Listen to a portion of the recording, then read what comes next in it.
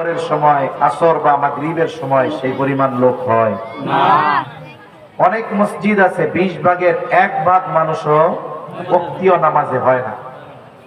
ঢাকা শহরে অনেক বড় বড় মসজিদ আছে, 5 তলা 6 তলা, পুরা মসজিদ ভরে, বাহিরে আরো 12 তলার মানুষ নামাজ পড়ে। অথচ ওই মহল্লা ওই জুমার দিনের আসরের নামাজে মসজিদের ভিতরের 5 কাতারও ভরে না। আছে না নাই? আর ফজরের নামাজের কথা তো আরো দুঃখের সাথেই বলতে হয়। অনেক মসজিদের মহল্লার এলাকার লোকজন মনে করে ইমামরে তো রাখছি এই জন্য, আমরা নামাজ কালাম পড়ি আর না পড়ি, ফজরের নামাজ আমরা 2 জন, সাথে খাদেম 1 জন, 3 জন পড়লেই তো হয়ে গেল। তাহলে যে নামাজ পড়তেছে না সেও ইমানদার, আল্লাহকে রব বলে স্বীকার করে, আল্লাহর উপরে ঈমান এনেছে, রাসূলগণের উপরে ঈমান এনেছে, ফেরেশতাগণের উপরে ঈমান এনেছে, মৌখিক ভাবে আনছে, কিন্তু পরিপূর্ণ আত্মিক ঈমান অর্জন করতে পারে নাই। আর যেই মানুষগুলো ঈমানের স্বাদ অনুধাবন করতে পেরেছে, শত ব্যস্ততা তাদেরকে আল্লাহর ইবাদত থেকে বিমুখ করতে পারে নাই। ঈমানের স্বাদ কারা পেয়েছে? قال رسول الله صلى الله عليه وسلم ذاق طعم الإيمان من رضي بالله ربا وبالإسلام دينا وبمحمد نبيا ورسولا। রাসূলুল্লাহ সাল্লাল্লাহু আলাইহি ওয়াসাল্লাম বলেন, যে ব্যক্তি আল্লাহ তাআলাকে রব হিসাবে পেয়ে খুশি, সন্তুষ্ট, ইসলামকে দ্বীন হিসাবে পেয়ে সন্তুষ্ট, আর মুহাম্মদুর রাসূলুল্লাহ সাল্লাল্লাহু আলাইহি ওয়াসাল্লামকে নবী হিসাবে পেয়ে সন্তুষ্ট, নবীজি জানায় দেন ওই ব্যক্তি ঈমানের নিষ্ঠতা, ঈমানের স্বাদ সে অনুধাবন করতে পেরেছে। আর ঈমানের স্বাদ যে অনুধাবন করতে পারে, যে আল্লাহকে রব হিসাবে পেয়ে বাস্তবে পরিপূর্ণ খুশি হয়, ইসলামকে দ্বীন হিসাবে পেয়ে পরিপূর্ণ খুশি হয়, নবীজিকে পেয়ে খুশি হয়, বলে ওই ব্যক্তির ঈমানের মজা এত অনুভব হয় যে গোটা দুনিয়াও যদি তাকে দেওয়া হয়, সে সব কিছু বাদ দিয়ে ঈমানকে গ্রহণ করে। প্রকৃত ঈমানের স্বাদ নবী রাসূলগণের পরে সাহাবায়ে কেরাম অনুধাবন করতে পেরেছেন। এই জন্য হাজারো কষ্ট ঈমান গোপন করার সুযোগ থাকার পরেও তারা ঈমান গোপন করেন নাই। হযরতে বেলাল রাদিয়াল্লাহু তাআলা গোলাম ছিলেন, উমাইয়ার গোলাম, ঈমান এনেছে। উমাইয়া জানতে পেরেছে আমার গোলাম ঈমান এনেছে, নতুন ধর্মে দীক্ষিত হয়েছে, মুহাম্মাদের ধর্মে ধর্মান্তরিত হয়েছে। এইবার গোলামের উপরে জুলুমের স্টিম রোলার চালানো শুরু করে দিয়েছে। মরুভূমির ভিতরে হযরত বেলাল রাদিয়াল্লাহু তাআলা আনহুকে প্রচন্ড উত্তপ্ত গরমের মধ্যে শুয়ায়া ওনাকে ঘোড়ার সাথে, উটের সাথে বেঁধে মরুভূমির মধ্যে টানা হতো। হযরতে বেলাল এত জুলুম অত্যাচারের পরেও, ঈমানকে মৌখিকভাবে গোপন করার সুযোগ থাকার পরেও তিনি ঈমান গোপন করেন না, শুধু এক আল্লাহকে ডাকে, বলে আহাদ আহাদ আহাদ। আবু বকর সিদ্দিক রাদিয়াল্লাহু তাআলা আনহু তাকে পরামর্শ দিয়েছে, ও বেলাল, তোমার উপরে যেই জুলুম, যেই অত্যাচার, তোমার যেই হালাত, ঈমান গোপন করার সুযোগ আছে তুমি করো, অসুবিধা নাই, কারণ তোমার অন্তরের খবর যিনি জানেন তিনি কে? আল্লাহ। আরো জোরে বলেন না কে? আল্লাহ। বলে দুনিয়ার বিচার মৌখিক আর কর্মের বিষয় দেখে করা হয়, কিন্তু আহকামুল হাকিমিনের আদালতে বিচারের মূল জিনিসটা হবে অন্তর। তুমি তো পরিস্থিতির শিকার, কিছু মুখ দিয়া বলার দরকার নাই, গোপন করো যাতে তোমার উপর জুলুম কমে। কিন্তু বেলাল সে তো ঈমানের মজা পেয়েছে, এই জন্য মুখকে বন্ধ রাখতে পারে না। ঈমানকে গোপন রাখে না বেলাল, যত জুলুম হয় আল্লাহকে আরো তত বেশি ডাকে। সুবহানাল্লাহ। ঈমানের মজা পেয়েছে আব্দুল্লাহ ইবনে হুযাফা রাদিয়াল্লাহু তাআলা। খলিফাতুল মুসলিমিন হযরত ওমর রাদিয়াল্লাহু তাআলা আনহুর সময় মুসলমানদের সর্বপ্রথম তৎকালীন সময়ের অন্যতম দুই পরাশক্তির এক শক্তি। ওই সময় পৃথিবীতে দুইটা শক্তি ছিল পরাশক্তি, একটা হলো পারস্য আর একটা হলো রোম। রোমদের সাথে সর্বপ্রথম সম্মুখ যুদ্ধ হয় হযরত ওমর রাদিয়াল্লাহু তাআলা আনহুর সময়। এর আগে রোমদের সাথে আরেকটা যুদ্ধের কথা ছিল, তাবুক যুদ্ধ। মদিনা থেকে অনেক অনেক দূর সাহাবায়ে কেরাম রাসূলুল্লাহ সাল্লাল্লাহু আলাইহি ওয়াসাল্লামের নেতৃত্বে এক বাহিনী নিয়ে গেছেন লড়াই করার জন্য। আল্লাহ তাআলা ওই রোম সৈন্য যারা ছিল সীমান্তবর্তী এলাকায় ছিল, তারা নবীজির ভয় রোম সৈন্যদের অন্তরের মধ্যে আল্লাহ ঢুকায়া দিয়েছেন। বিনা যুদ্ধে মুসলমানদের তাবুক বিজয় হয়ে যায়। যুদ্ধে জয়ী হয়েছে, তবে সামনাসামনি কোনো যুদ্ধ হয় নাই। হযরত ওমর রাদিয়াল্লাহু তাআলা আনহুর সময় রোমদের সাথে সর্বপ্রথম সরাসরি যুদ্ধ হয়। হযরত ওমর রাদিয়াল্লাহু তাআলা আনহুর সময় প্রথম যুদ্ধ। রোমের সম্রাট তার সেনাবাহিনীকে বলছে, মুসলমানদের চতুর্দিকে শুধু বিজয়ের খবর শুনি, তারা যে পৃথিবীর অন্যতম বড় বড় শক্তিকে পদদলিত করে দিচ্ছে, তাদের বিরুদ্ধে বিজয় অর্জন করতেছে। তুমি তোমার গোয়েন্দা প্রধানকে এই নির্দেশ দাও, মুসলমান সৈন্যবাহিনীর পরিপূর্ণ তথ্য আমার দরকার। পৃথিবীতে প্রত্যেকটা দেশেই কম বেশি ভিন্ন ভিন্ন দেশের এজেন্ট থাকে, গোয়েন্দাদের লোক থাকে। যেমন আমাদের দেশেও আছে না নাই? আছে। আমাদের তো ঘরে ঘরে আছে, আমাদের দেশে ঘরে ঘরে আছে। বলে এই দেশে বসবাস করে রার এজেন্ট হয়ে আমাদের দেশের তথ্য পাশের দেশে পাচার করে, আছে না নাই? যার কারণেই তো আজকে ৯২% মুসলমানের দেশে ইসকন নামক উগ্রবাদী হিন্দু সংগঠন আলেমদেরকে গুম করার মতো দুঃসাহস দেখিয়েছে। যদি নামধারী মুনাফিকরা এই দেশের না থাকতো, পৃথিবীর অন্য দেশের মানুষ আমাদের দেশে এসে একজন আলেমকে, ইমামকে গুম করার মতো দুঃসাহস দেখাতে পারত না। তথ্য পাচার হয়ে যায় দেশে। রোম সম্রাট নির্দেশ দিয়েছে, তুমি একটু খোঁজ খবর আমারে জানাইবা, মুসলমান সৈন্যবাহিনীর সংখ্যা কেমন, তাদের আর্মস সমরাস্ত্র কেমন, কোন পাওয়ারের জোরে তাদের সামনে পৃথিবীর বড় বড় বাহিনী পরাজয় বরণ করতে বাধ্য হয়। এইবার গোয়েন্দা প্রধান লোক পাঠিয়ে দিল, খোঁজ খবর তথ্য নিয়ে আসছে, বাদশার সামনে তথ্য পেশ করা হচ্ছে। বাদশা প্রশ্ন করে, তাদের সৈন্য সংখ্যা কি আমাদের চাইতে বেশি নাকি? তথ্য দেওয়া হলো যে না, সৈন্য সংখ্যা আমাদের চাইতে অনেক কম। তাহলে কি সমরাস্ত্রের দিক দিয়ে আমাদের চাইতে আধুনিক নাকি?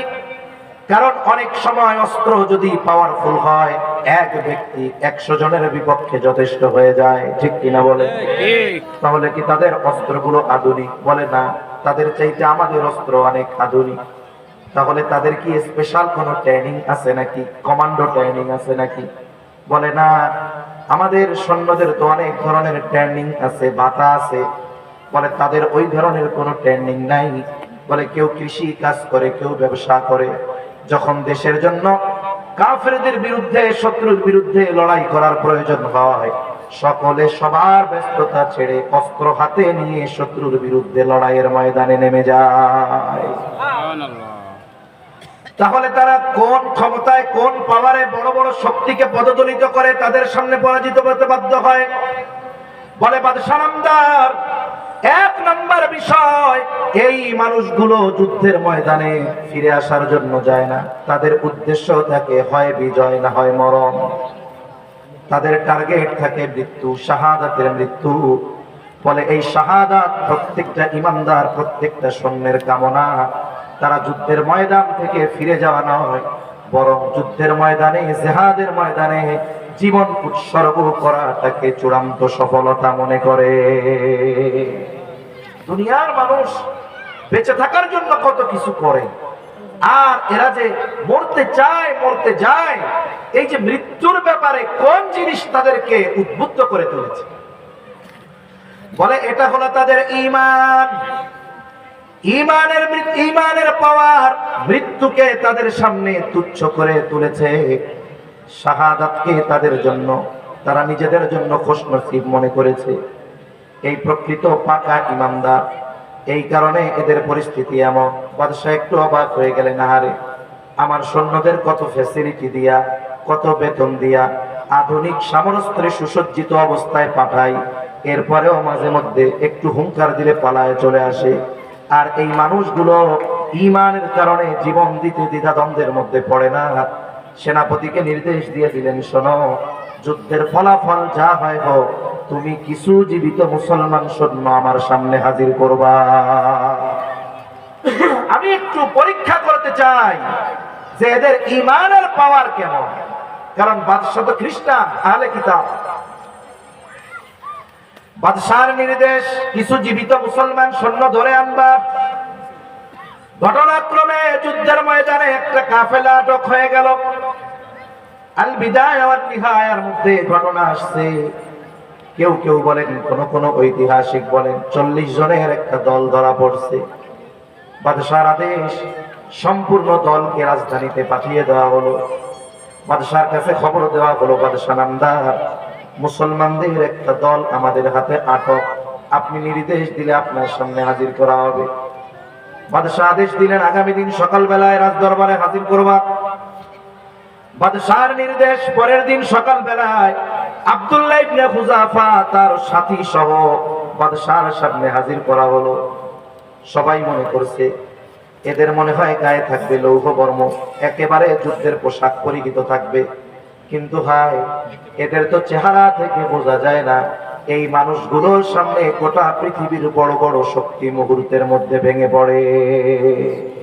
কারো গায়ে ছেঁড়া জামা, কারো পায়ে স্যান্ডেল নেই, এদের পাওয়ারে তো। বাদশাহ এবার ওই কাফেলার দিকে ইশারা করে বলে, এই তোমাদের এই কাফেলার আমিরকে, সর্দারকে, নেতাকে? আব্দুল্লাহ ইবনে হুযাফা দাঁড়িয়ে বলে, আমি হলাম এই কাফেলার আমির, আমি হলাম এই দলের নেতা। বাদশাহ হাস্যোজ্জ্বল চেহারায় আব্দুল্লাহ ইবনে হুযাফাকে বলে, আব্দুল্লাহ আসো, আমার পাশে বসো। দরবারের সব মানুষ অবাক নয়নে, অপলক নয়নে চেয়ে আছে, কি ব্যাপার? বাদশার পাশে বসতে পারা তো সাধারণ ব্যাপার না। বাদশাহ যাকে তাকে তার পাশে বসতে দেয় না, বরং পৃথিবীর বড় বড় মানুষ তার পাশে বসার জন্য কত কোশিশ করে, চেষ্টা করে। কেউ যদি বাদশার পাশে বসতে পারে, এটাকে তার জীবনের জন্য অন্যতম একটা সফলতা মনে করে।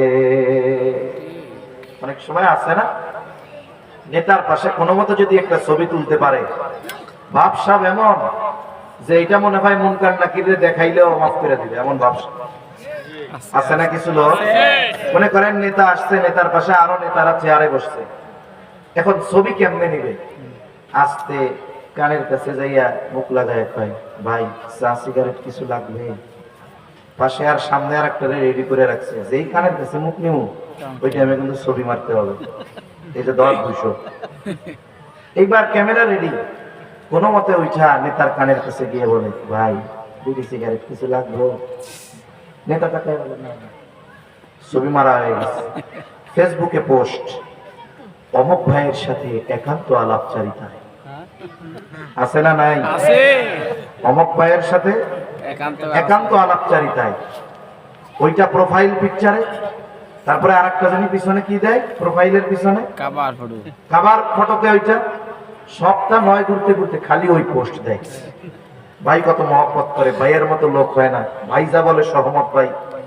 তার মানে এক ছবি ভাই বিড়ি সিগারেট খাওয়ার কথা কইয়া তুলছে, এটা বেচে সারা বছর খায়। আছে না নাই?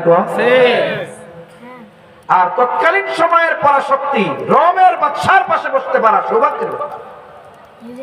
তিনি যেন তেন লোক কাউকে বসতে দেন না, অথচ তার বিরুদ্ধে যুদ্ধ করতে আসছে যুদ্ধবন্দী এমন এক ব্যক্তিরে নিয়ে পাশে বসাইল। কারণটা কি? বাদশার মাথা টাথা খারাপ হয়ে গেছে নাকি? সবাই পরবর্তী অবস্থার জন্য অপেক্ষমান, কারো মুখে কোনো কথা নাই। বাদশাহ এবার আব্দুল্লাহ ইবনে হুযাফাকে বলে, আব্দুল্লাহ, সবাই তো ভাবতেছে তোমাকে কেন আমার পাশে বসাইলাম, তুমি আমার বিরুদ্ধে যুদ্ধ করতে আসছো।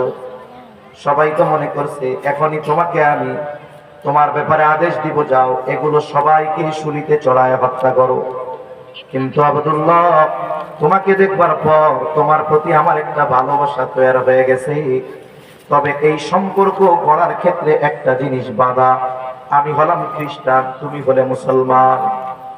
ও আব্দুল্লাহ, তুমি যদি ইসলাম ধর্ম ত্যাগ করে খ্রিস্ট ধর্ম গ্রহণ করো, ও আব্দুল্লাহ, তোমাকে আমি আমার মুহাব্বতের মানুষ হিসাবে গ্রহণ করে নিব। শুধু তাই না আব্দুল্লাহ, আমার রাজত্বের অর্ধেক আমি তোমার নামে লিখে দিব। আমার একটা সুন্দরী ষোড়শী যুবতী কন্যা আছে, এটাকেও আমি তোমার সাথে বিয়া দিয়ে দিব। আর আমার মৃত্যুর পরে বাকি অর্ধেক সম্পদের মালিক তুমি হয়ে যাইবা। শর্ত কি?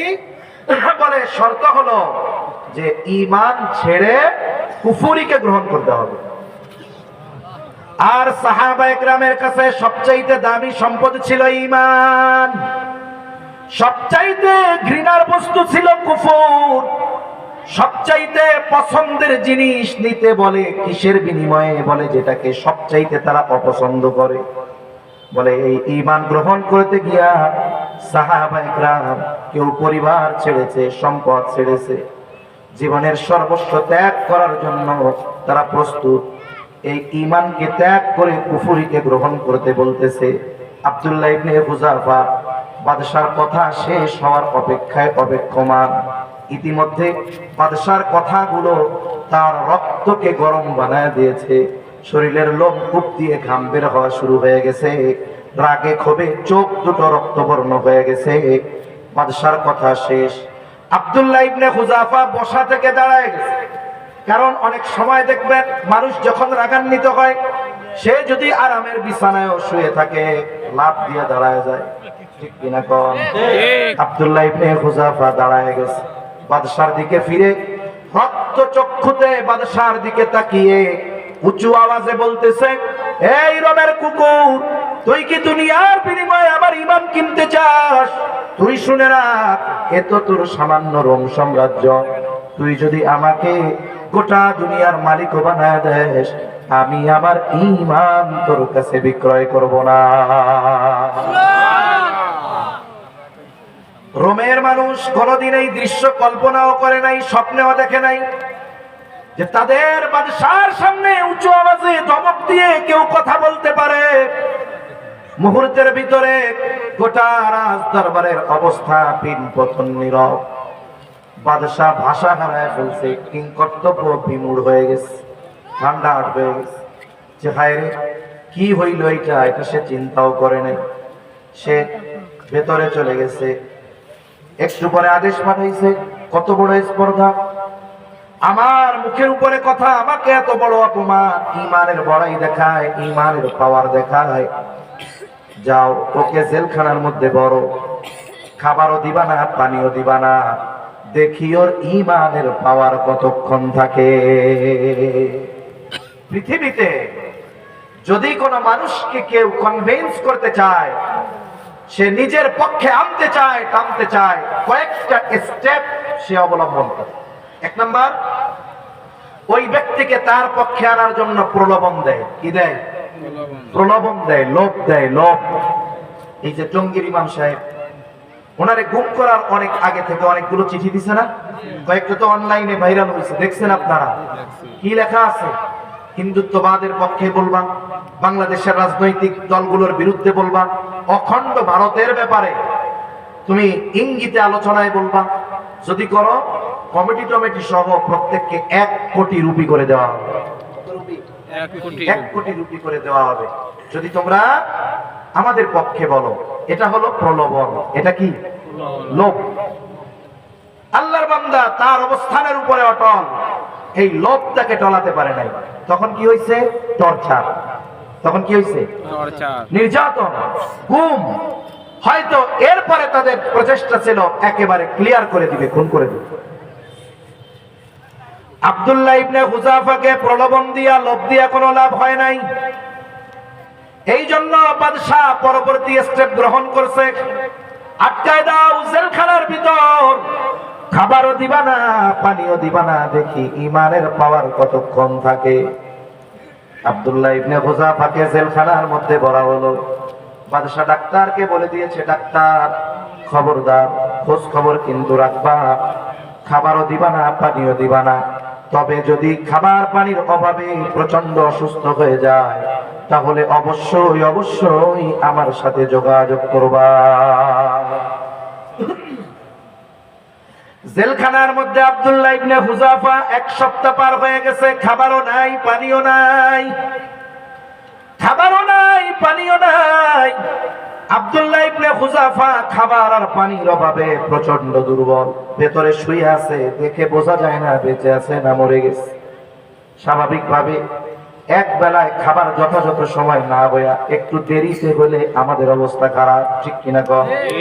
বিশেষ করে রোজার মাসে দেখা যায় একেবারে সেহরির সময় ব্যারেল পূরণ কইরা খায়, এই পর্যন্ত খাইবো, এমন অবস্থা মসজিদে যাইয়া রুকু দিতে গেলে বিপদ, যে কোনো সময় কাজ হয়ে যাইতে পারে, এত পরিমাণ খায়।